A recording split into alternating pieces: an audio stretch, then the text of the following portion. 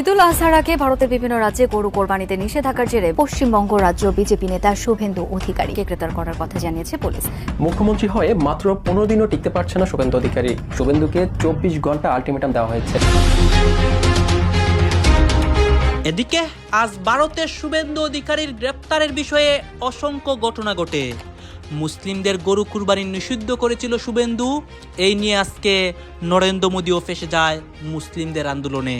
बंगाल की जीत के साथ তোমরা মানে মানে কাকা দিল্লির মসনদে ধেয়ে এলো এক অলৌকিক এবং ভয়ঙ্কর ঝড়। যে দিল্লিকে এতদিন মনে করা হতো দক্ষিণ এশিয়ার একক পরাশক্তি, সেই দিল্লির শাসকরা আজ পদ্মার আড়ালে চরম এক আতঙ্কে ঘামছেন। শুভেন্দু অধিকারী পশ্চিমবঙ্গে কালীগঞ্জে ঢোকার সাথে সাথে হিন্দুরা তাকে ঘিরে ফেলেছে। বারে বারে ঘুঘু তুমি খেয়ে যাও ধান, এইবার ঘুঘু তোমার যাবে পরান, কিন্তু কেউ তোমাকে বাঁচাতে আসবে না দাদা, এবার তোমার অবস্থা খারাপ হবে। দর্শক, আপনারা দেখতে পাচ্ছেন যে পশ্চিমবঙ্গের মাদ্রাসাগুলোতে গান বাধ্যতামূলক করার ঘোষণা দেওয়ায় এই মুহূর্তে থালাপতি বিজয় সহ সকলে মিলে শুভেন্দু অধিকারীকে গণধোলাই দিচ্ছে এবং জুতা পেটা করছে। ঈদের আগেই হঠাৎ করেই এক বিশাল বজ্র পড়ার মতো ঘটনা ঘটলো এবার পশ্চিমবঙ্গে, যেটা শুনলেই মাথায় অদ্ভুত একটা প্রশ্ন ঘুরতে থাকে। ধর্মীয় উৎসবকে কেন্দ্র করে আদালত কেন এমন ভাবে কথা বলছে? রাজনীতির ময়দানে যে অন্যের জন্য গর্ত খোঁড়ে সে নিজেই সেই গর্তে পড়ে। পশ্চিমবঙ্গের বিরোধী দলীয় নেতা শুভেন্দু অধিকারীর বর্তমান অবস্থা ঠিক তেমনই। নিজের গর্তে এবার নিজেই পড়েছে শুভেন্দু অধিকারী। ভারতে গরু কুরবানির বিষয়ে প্রত্যেকটা মুসলিমরা আন্দোলন করে এবং শুভেন্দু অধিকারীকে আজকে 24 ঘন্টার আলটিমেটাম দেয়, যাতে করে গরু কুরবানির উপর নিষেধাজ্ঞা তুলে নেয়। এখন দেখতে পারি বিশ্বের বিভিন্ন দেশ নরেন্দ্র মোদীর উপর চাপ দেয় এবং অনেকেই আটক হয়, শুভেন্দু অধিকারীও আটক হয়। আপনারা দেখতে পারবেন এই মুহূর্তে শুভেন্দু অধিকারীর বর্তমান অবস্থা এবং ভারতের আমাদের এই নরেন্দ্র মোদীর যে অবস্থা হয় ভারতের জনগণের একশনে, সবকিছুই দেখানোর চেষ্টা করব এই একটি নিউজ প্রতিবেদনের মাধ্যমে। আপনারা এই সম্পূর্ণ ভিডিওটি দেখবেন, যা যা এই মুহূর্তে ঘটতেছে এবং গোপনে যে অনেক তথ্য সবকিছু দেখাবো এই একটি ভিডিওতে।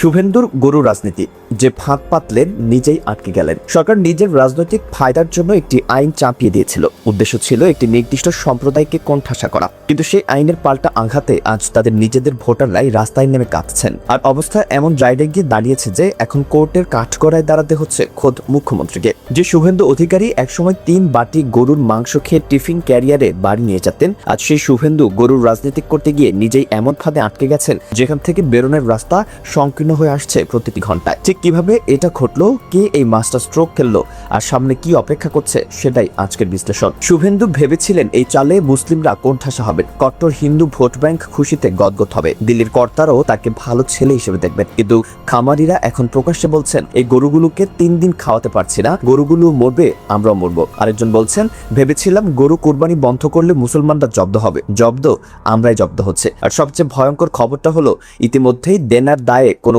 গরু ব্যবসায়ী জীবন শেষ করে দিয়েছে। একজন হিন্দু নারী ক্যামেরায় বলেছেন, আমরা এরকম ভাবিনি যে আমাদের সরকার আমাদের গলায় দড়ি আর বিষ তুলে দেবে। যে দল বলেছিল হিন্দুদের সরকার, আজ সেই দলের সিদ্ধান্তে হিন্দু কৃষকরা মরণের মুখে। কিন্তু গল্প এখানে শেষ নয়, কারণ ঠিক এই মুহূর্তেই অন্য ফ্রন্ট থেকে এসেছে আসল আঘাত। পশ্চিমবঙ্গের মুসলিম সম্প্রদায় এবার কোনো রাস্তায় নামেনি, কোনো বিক্ষোভ করেনি, কোনো ভাঙচুর হয়নি। তারা একটাই কাজ করেছে, গরু কেনা বয়কট। ঘোষণা পরিষ্কার, ছোট হোক আর বড় হোক, আমরা কোনো গরু কোরবানি করব না, সরকারের আইন আমরা মানছি। বীরভূমের রামপুরহাটের ইমাম মুয়াজ্জিন ওয়েলফেয়ার কমিটি বৈঠক করে দাবি তুলেছে গরুকে জাতীয় পশু ঘোষণা করা হোক, তাহলে আর গো হত্যা হবে না। যে বিক্রি করবে সেও অপরাধী, যে কিনবে সেও, যে কাটবে সেও। ভারতের বিভিন্ন জায়গায় মুসলিম যুবকরা মিছিল করে বলছেন গরু যখন মা, তো মাকে বাড়ি নিয়ে গিয়ে সেবা করুন, আমাদের দরকার নেই। আর এই নীরব বয়কটেই পুরো বাংলার পশু অর্থনীতি ধসে পড়েছে। ফুরফুরা শরীফের পীরজাদা থেকে শুরু করে নওশাদ সিদ্দিকী সবাই একই সুরে আওয়াজ তুলেছেন। তারা বলছেন বিকল্প আছে, খাসি আছে, দুম্বা আছে, উট আছে, শরীয়তে গরুই একমাত্র বিকল্প নয়। কিন্তু একটু ভেবে দেখুন এই বয়কটে মুসলিমদের কতটা ক্ষতি হচ্ছে, প্রায় শূন্য। তারা বিকল্প পশুতে কোরবানি দেবেন, আর ক্ষতিটা পুরোটাই গিয়ে পড়ছে হিন্দু খামারি, দুগ্ধ ব্যবসায়ী আর পশু ব্যবসায়ীদের উপর। অর্থনীতি কোনো ধর্ম চেনে না, এটা শুভেন্দু বুঝতে পারেননি। পরিস্থিতি যখন টালমাটাল, ঠিক তখনই আসনে নামলেন তৃণমূলের ফায়ার ব্র্যান্ড নেত্রী মহুয়া মৈত্র। তিনি সোজা কলকাতা হাইকোর্টে মামলা দায়ের করলেন, আর কোর্টের কাঠগড়ায় দাঁড়িয়ে এমন যুক্তি দিলেন যা শুনে বিজেপির উকিলরা খোল খেয়ে গেলেন। কিন্তু সবচেয়ে শক্তিশালী যুক্তিটা এসেছে 1950 সালের সেই আইনের ভেতর থেকেই। তৃণমূলের বিধায়ক আখরুজ্জামান মমতা বন্দ্যোপাধ্যায়ের পরামর্শে কোর্টে দেখান যে এই আইনেরই 12 নম্বর ধারায় স্পষ্ট লেখা আছে 3টি বিশেষ ক্ষেত্রে রাজ্য সরকার সরকার এই বিধিনিষেধ শিথিল করতে পারে। সেই তিনটির একটি হলো ধর্মীয় উৎসব। কোরবানির ঈদ যে একটি ধর্মীয় উৎসব, এটা অস্বীকার করার কোনো উপায় নেই। অর্থাৎ শুভেন্দু যে আইনকে অস্ত্র হিসেবে ব্যবহার করেছিলেন, সেই আইনের ভেতরেই ছিল তাকে ঘায়েল করার গোলাবারুদ। আর কলকাতা হাইকোর্ট এই আবেদনকে গুরুত্ব দিয়ে রাজ্য সরকারকে নির্দেশ দিয়েছে 24 ঘন্টার মধ্যে এ বিষয়ে জবাব দিতে হবে। এখন প্রশ্ন, সরকার কি জবাব দেবে? কারণ জবাব দিতে গেলেই ফাঁস হবে যে এই আইনের আসল উদ্দেশ্য পশু সংরক্ষণ নয়, ধর্মীয় রাজনীতি। আর জবাব না দিলে কোর্ট ধরে নেবে সরকারের কোনো যৌক্তিক ভিত্তি নেই। এবার অর্থনীতির বিষয়টা একটু ঠান্ডা মাথায় দেখা যাক, কারণ এই সংকট শুধু গরুর হাটে সীমাবদ্ধ নেই, এটা এখন একটা চেইন রিঅ্যাকশন। প্রথম আঘাত দুগ্ধ শিল্প। একটি গরু 7 থেকে 8 বছর দুধ দেয়, তারপর অনুৎপাদনশীল। একটি গরু 7 থেকে 8 বছর দুধ দেয়, তারপর অনুৎপাদনশীল। আগে সেই গরু বিক্রি করে নতুন গরু কেনা হতো, এখন বিক্রি বন্ধ। তার মানে 6 থেকে 7 বছর একটা অকর্মণ্য গরুকে খাইয়ে পুষে রাখতে হবে। প্রতিটির পেছনে অতিরিক্ত খরচ 7.5 লাখ টাকা। দ্বিতীয় আঘাত চামড়া শিল্প। কলকাতার বানতলা লেদার কমপ্লেক্স, লক্ষ লক্ষ শ্রমিক কাজ করেন, কাঁচামাল আসে গরুর চামড়া থেকে। সেটা বন্ধ হলে ব্যাগ, বেল্ট, জুতার কারখানা বন্ধ। খাদিমস, অজান্তা, শ্রী লেদার্সের মতো ব্র্যান্ডগুলো সরাসরি ক্ষতিগ্রস্ত। তৃতীয় আঘাত প্রোটিন সংকট। গরুর মাংস কোটি কোটি শ্রমজীবী মানুষের সবচেয়ে সস্তা প্রোটিনের উৎস। সেটা বন্ধ হলে চাহিদা গিয়ে পড়বে মুরগি, মাছ, খাসির উপর। দাম রকেটের গতিতে বাড়বে, মধ্যবিত্তের নাগালের বাইরে চলে যাবে। চতুর্থ আঘাত সরকারি কোষাগারে চাপ। রাস্তায় ঘুরে বেড়ানো লক্ষ লক্ষ অনুৎপাদনশীল গরুর জন্য গোশালা বানাতে হবে। স্বাস্থ্য শিক্ষার বাজেট থেকে টাকা সরবে গরু রক্ষণাবেক্ষণে। ভারতের পশ্চিমবঙ্গে প্রকাশ্যে পশু কোরবানি ও পশু বলি নিয়ন্ত্রণের সরকারি সিদ্ধান্তকে ঘিরে উত্তেজনা ছড়িয়ে পড়েছে রাজনৈতিক অঙ্গনে। ঈদুল আজহাকে সামনে রেখে মুসলিমদের ধর্মীয় আচার নিয়ে মুখোমুখি অবস্থান নিয়েছেন বিভিন্ন রাজনৈতিক নেতা। সম্প্রতি গরু কোরবানি নিয়ে মুখ্যমন্ত্রী শুভেন্দু অধিকারীকে হুমকি দেন পশ্চিমবঙ্গে বাবরি মসজিদ বানাতে চাওয়া হুমায়ুন কবির। তার এমন হুমকির পরে হুমায়ুনকে ভারত ছাড়তে বললেন বিজেপি মন্ত্রী। বিস্তারিত জানাচ্ছেন শেখ ফরিদ। कुर्बानी तो होगा ही, कुर्बानी कोई मना करेगा वो भी नहीं सुनेगा। Mr. Humayun Kabir, if you have to stay in Bengal, you need to follow the rules of Bengal. ভারতের পশ্চিমবঙ্গে প্রকাশ্যে পশু কোরবানি নিষিদ্ধের সিদ্ধান্তকে ঘিরে দিনকে দিন বেড়েই যাচ্ছে উত্তেজনা। মুসলিম সম্প্রদায়ের ধর্মীয় আচার নিয়ে বিতর্কের মাঝেই নওদার বিধায়ক ও মুর্শিদাবাদে বাবরি মসজিদ বানাতে চাওয়া হুমায়ুন কবিরকে কঠোর ভাষায় আক্রমণ করেছেন শুভেন্দু সরকারের নগর উন্নয়ন ও সমাজ কল্যাণ মন্ত্রী অগ্নিমিত্রা পাল। এদিকে রাজনৈতিক পালাবদলের পর পশ্চিমবঙ্গে ক্ষমতায় এসেছে শুভেন্দু অধিকারীর নেতৃত্বাধীন বিজেপি সরকার। ক্ষমতায় এসেই প্রকাশ্যে পশু বলি ও কোরবানির উপর নিয়ন্ত্রণ আরোপের সিদ্ধান্ত নেয় মোদির দলটি। গত 13ই মে আদালতের অনুমোদন সাপেক্ষে এই সংক্রান্ত নির্দেশ জারি করা হয়। এরপর থেকেই বিষয়টি নিয়ে রাজনৈতিক মহলে শুরু হয় নানা আলোচনা। বিশেষ করে মুসলিম সম্প্রদায়ের মধ্যে এই নিয়ে অসন্তোষের খবর সামনে আসে। ঈদকে সামনে রেখে পরিস্থিতি আরও উত্তপ্ত হয়ে উঠেছে। আগামী 28 মে মুসলিম সম্প্রদায়ের অন্যতম ধর্মীয় উৎসব কোরবানি ঈদ পালিত হবে। এই উৎসবে পশু কোরবানি ধর্মীয় আচারের অংশ হিসেবে বিবেচিত হয়। কিন্তু উৎসবের ঠিক আগেই প্রকাশ্যে কোরবানির উপর বিধিনিষেধ জারি হওয়ায় আপত্তি তুলেছেন সংখ্যালঘু সম্প্রদায়ের একাংশ। এই ইস্যুতে সরব হন আমজনতা উন্নয়ন পার্টির নেতা হুমায়ুন কবির। তার দাবি, রাজ্যের প্রায় 37% মুসলিমরা গরুর মাংস খায়। কোরবানি বন্ধ করতে হলে সব কসাইখানাও বন্ধ করা উচিত। সেই সঙ্গে মুখ্যমন্ত্রী শুভেন্দু অধিকারীকে গরু কোরবানি নিয়ে হুমকি দেন হুমায়ুন। তিনি বলেন, আগুন নিয়ে খেলবেন না। शुभेंदु अधिकारी को नहीं डायरेक्ट बोल रहा है, ये आग लिए खेलने नहीं चाहिए। ये आग के लिए खेलेगी तो वो कुर्बानी कोई बंद करेगी तो उनका ही खराब होगी। তার এমন বক্তব্যের পরেই পাল্টা প্রতিক্রিয়া দেন মন্ত্রী অগ্নিমিত্রা পাল। তিনি বলেন, হুমায়ুন কবির যদি পশ্চিমবঙ্গে থাকতে চান তাহলে তাকে সরকারি নিয়ম মেনে চলতে হবে। যদি সেই নিয়ম মানতে আপত্তি থাকে তাহলে অন্য কোনো মুসলিম দেশেও চলে যেতে পারে। Mr. Humayun Kabir, if you have to stay in Bengal, you need to follow the rules of Bengal. And if you think you can't follow the rules of Bengal, you are welcome to go to any other state where you are allowed. Or that if that is also not allowed, you can go out of the country. There are other 55-56 Islamic nations, where you can go. BJP মন্ত্রীর এই মন্তব্য ঘিরে পশ্চিমবঙ্গের রাজনৈতিক মহলে শুরু হয়েছে আবারও নতুন বিতর্ক। বিশ্লেষকরা বলছেন এই ধরনের মন্তব্য ও প্রশাসনিক সিদ্ধান্ত রাজ্যে ধর্মীয় মেরুকরণ বাড়াতে পারে। যদিও বিজেপির পক্ষ থেকে দাবি করা হয়েছে আইন সবার জন্য সমান এবং কোনো নির্দিষ্ট সম্প্রদায়কে লক্ষ্য করে এই সিদ্ধান্ত নেওয়া হয়নি।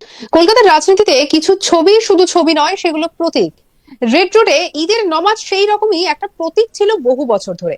হাজার হাজার মুসলিম একসঙ্গে নামাজ পড়ছেন, সামনে রাজনৈতিক নেতৃত্ব, চারিদিকে কড়া নিরাপত্তা। এই দৃশ্য শুধু ধর্মীয় অনুষ্ঠান ছিল না, এটা ছিল বাংলার রাজনীতির সংস্কৃতির একটা অংশ এবং রাজনৈতিক সংস্কৃতির একটা অংশ। তবে এবার সেই ছবিতে বদল। আর এবার রেড রোডে ঈদের নামাজ হবে না। সরকারের তরফে জানানো হয়েছে নামাজের আয়োজন হবে ব্রিগেড প্যারেড গ্রাউন্ডে, অর্থাৎ কলকাতার হৃদয়স্থল রেড রোড থেকে সরিয়ে দেওয়া হচ্ছে বহু বছরের পরিচিত সেই ধর্মীয় জমায়েত। আর এই সিদ্ধান্ত ঘিরেই শুরু হয়েছে তীব্র রাজনৈতিক বিতর্ক। কারণ বাংলায় ধর্ম কখনো শুধু ধর্ম থাকে না, সেখানে ধর্ম মানেই রাজনীতি, আর রাজনীতি মানেই প্রতীক। রেড রোডে ঈদের নামাজ বহু বছর ধরে এক ধরনের রাজনৈতিক বার্তা বহন করত। বিশেষ করে মমতা ব্যানার্জির আমলে এই অনুষ্ঠানকে ঘিরে আলাদা গুরুত্ব তৈরি হয়েছিল। বিরোধীরা বারবার অভিযোগ তুলেছিল সংখ্যালঘু তোষণ চলছে, অন্যদিকে তৃণমূল বলতো এটা বাংলার সম্প্রীতির সংস্কৃতি। এই বিতর্কের মাঝেই এবার বিজেপি সরকার স্পষ্ট অবস্থান নিয়েছে। রাস্তা আটকে নামাজ আর নয়। শুনতে সাধারণ প্রশাসনিক সিদ্ধান্ত মনে হলেও এর রাজনৈতিক গুরুত্ব অনেকখানি গভীর। কারণ রেড রোড শুধু একটা রাস্তা নয়, এটা কলকাতার সবচেয়ে প্রতীকী জায়গাগুলোর মধ্যে একটি। প্রজাতন্ত্র দিবসের কুচকাওয়াজ থেকে শুরু করে বড় সরকারি অনুষ্ঠান, সবকিছুর সঙ্গে জড়িয়ে আছে এই রাস্তা। আর সেই জায়গায় ঈদের নামাজ বহু বছর ধরে বাংলার সেকুলার ইমেজের অংশ হয়ে উঠেছিল। এবার সেই অধ্যায় যেন কার্যত শেষ। সবচেয়ে তাৎপর্যপূর্ণ বিষয় হলো রেড রোডের নামাজের অনুমতি আসলে সেনার ফোর্ট উইলিয়ামের ওপরে নির্ভর করে। গত বছরই সেনা কর্তৃপক্ষ অনুমতি দিতে চায়নি, কিন্তু তৎকালীন মুখ্যমন্ত্রী মমতা ব্যানার্জির বিশেষ অনুরোধে শেষবারের মতো অনুমতি মিলেছিল। কিন্তু এবার আর সেই অনুরোধ কার্যকর হলো না। অর্থাৎ শুধু প্রশাসন বদল নয়, রাজনৈতিক পরিবেশও বদলেছে। এখন প্রশ্ন উঠছে, এই সিদ্ধান্ত কি শুধু ট্রাফিক বা নিরাপত্তার কারণে, নাকি এর পেছনে বড় কোনো রাজনৈতিক বার্তা রয়েছে? কারণ বাংলার বর্তমান রাজনৈতিক আবহে ধর্মীয় অনুষ্ঠানগুলো এখন রাজনৈতিক শক্তি প্রদর্শনের একটা মঞ্চ হয়ে উঠেছে। কে কোথায় অনুষ্ঠান করবে, কত বড় জমায়েত করবে, কোন প্রতীক সামনে আসবে, সবকিছু নিয়ে রাজনৈতিক হিসেব চলছে। রেড রোডে নামাজ বন্ধের সিদ্ধান্ত তাই নিছক লোকেশন চেঞ্জ নয়, এটা বাংলার বদলে যাওয়া রাজনৈতিক ভাষার একটা অংশ। ভূ রাজনীতির সব চেনা ছক উলট পালট করে দিয়ে 2026-এর এই তপ্ত মে মাসে দিল্লির মসনদে ধেয়ে এলো এক অলৌকিক এবং ভয়ঙ্কর ঝড়।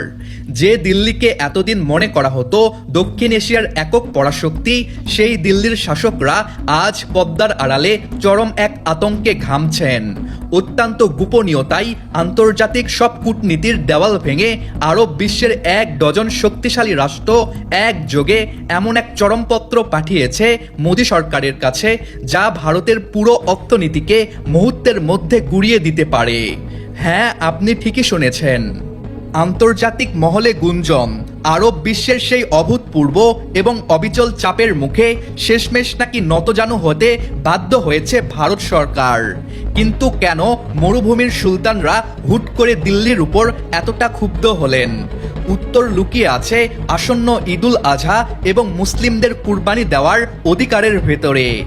ভারতের কোটি কোটি মুসলিমদের কুরবানি দেওয়া নিয়ে যখন চারদিকে চরম অনিশ্চয়তার মেঘ, ঠিক তখনই পাশাদ্দান উল্টে দিয়ে রিয়াদ থেকে আবুধাবি এক হয়ে গর্জে উঠেছে পুরো আরব বিশ্ব। প্রশ্ন জাগে, হঠাৎ এমন কি ঘটেছিল যার কারণে আরব বিশ্বকে ভারতের অভ্যন্তরীণ বিষয়ে এতটা কঠোর অবস্থান নিতে হলো? দীর্ঘদিন ধরে ভারতের বিভিন্ন প্রান্তে কুরবানিকে কেন্দ্র করে যে তীব্র উত্তেজনা ও নিষেধাজ্ঞা জারি করার চেষ্টা করা হচ্ছিল, তা হয়তো এবার আর মুখ বুঝে সহ্য করেনি মধ্যপ্রাচ্যের তেল সাম্রাজ্য। আরব বিশ্বের শাসকরা এবার শুধু মৌখিক নিন্দা জানিয়ে ক্ষান্ত হননি, তারা সরাসরি রিয়াদ এবং আবুধাবির রাজদরবার থেকে সাফ জানিয়ে দিয়েছেন কুরবানি নিয়ে মুসলিমদের উপর কোনো ধরনের বাধা বা হয়রানি কোনোভাবে বরদাস্ত করা হবে না। আর এই অলিখিত কিন্তু চূড়ান্ত হুঁশিয়ারির পরে নাকি ভিতর থেকে সম্পূর্ণ নড়েচড়ে বসেছে দিল্লির মসনদ। এখানেই লুকিয়ে আছে আসল ভূ রাজনৈতিক চাল। মোদী সরকার খুব ভালো করেই জানে আরব বিশ্বের সাথে বৈরিতার চড়া মূল্য দিতে হবে তাদের অর্থনীতিকে। ভারত তাদের অপরিশোধিত জ্বালানি তেলের সিংহভাগ আমদানি করে মধ্যপ্রাচ্য থেকে। শুধু তাই নয়, সংযুক্ত আরব আমিরাত, সৌদি আরব এবং কাতারের মতো দেশগুলোতে কাজ করেন কোটি কোটি ভারতীয় প্রবাসী। আরব বিশ্ব যদি একবার তাদের তেলের পাইপলাইন কিংবা দর্শক আপনারা তো দেখলেন এখানে কি কথা হচ্ছে, অনেকে কিন্তু অনেক কথা বলতেছে। বিশেষ করে এখানে দেখতে পাচ্ছি আমরা ভারতের গরু কুরবানির বিষয় নিয়ে অসংখ্য কথা হয়, আর অনেক বিষয় নিয়ে কথা গাইজ। এই বিষয়গুলো দেখে এবং দেশের রাজনীতির প্রেক্ষাপটগুলো নিয়ে আপনার মন্তব্য কি, আপনার গুরুত্বপূর্ণ মন্তব্য অবশ্যই আপনারা আমাদের কমেন্ট বক্সে লিখে যাবেন। সর্বশেষে আপনাদের কাছে আমাদের রিকোয়েস্ট থাকবে, আপনারা আমাদের চ্যানেলের দর্শক হয়ে থাকলে চ্যানেলটি সাবস্ক্রাইব করবেন এবং পাশে থাকা বেল বাটন টিপে যাবেন, যাতে করে নেক্সট ভিডিওটা সবার আগে আপনাদের কাছে পৌঁছে যায়। ধন্যবাদ।